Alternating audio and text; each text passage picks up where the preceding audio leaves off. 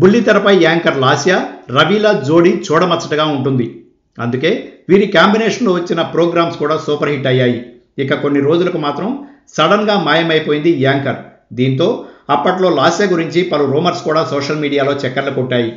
అవి రోజు రోజుకి తారాస్థాయికి చేరడంతో అదే సోషల్ మీడియాలో తనకు ఏమీ కాలేదని, త్వరలోనే మళ్ళీ మీ ముందుకు వస్తానని కూడా చెప్పింది. కానీ అలా చెప్పడమే నేను చేసిన తప్పు అని ఇప్పుడు తెగ ఫీల్ అయిపోతుంది ఈ అమ్మడు.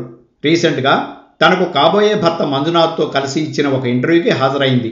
అందులో భాగంగా మీరు సడన్గా ఎందుకు మాయమైపోయారు, దీనికి కారణాలు ఏంటి అని అడిగిన ప్రశ్నకు లాస్య సమాధానం ఇస్తూ, కొందరు నన్ను మాటలతో బాధ పెట్టారు, నా వల్లనే నీకు ఫేమ్ వచ్చింది వంటి మాటలు విని తట్టుకోలేకపోయాను, అందుకే కొన్ని రోజుల పాటు ఇంటికే పరిమితమయ్యాను అంటూ ఇండైరెక్ట్గా రవిని ఉద్దేశించి మాట్లాడింది లాస్య. దీన్ని బట్టి చూస్తే రవి వేధింపుల వల్లనే ఆమె తెరమరుగైందని స్పష్టంగా అర్థమవుతోందని మాట్లాడుకుంటున్నారు సోషల్ మీడియా జనాలు. ఇక లాస్య ప్లేస్ను శ్రీముఖి వచ్చి రీప్లేస్ చేసిందా అన్న ప్రశ్నకు మరో లాస్య రాబోదని, నాకు నేనే సాటి అని చెప్పకనే చెప్పింది ఈ స్టార్ యాంకర్.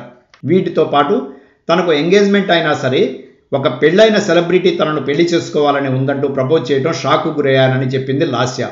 దీంతో ఇంతకీ ఆ సెకండ్ హ్యాండ్ సెలబ్రిటీ ఎవరు అన్నదానిపైనే ప్రస్తుతం అందరూ చర్చించుకోవడం మొదలుపెట్టారు.